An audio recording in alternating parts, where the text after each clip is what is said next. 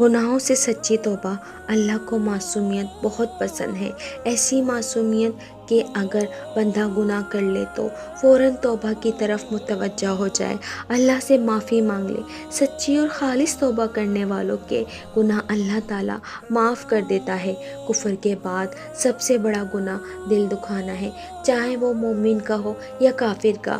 غلطی ہو جائے استغفار کیجیے، گناہ ہو جائے استغفار کیجیے، غلط رستے پر چل پڑیں استغفار کیجیے۔ اللہ تعالیٰ کو گناہوں کی نشاندہی بہت پسند ہے کہ بندہ اپنے گناہوں پر نظر رکھے۔ مت بھولیں کہ جنت ان لوگوں سے بھری ہوگی جنہوں نے گناہ کے بعد توبہ کر لی تھی۔ اللہ کو بہت پسند ہے دولت مند کی عاجزی، جوانی کی عبادت، غریب کی سخاوت اور گناہ گار کی توبہ۔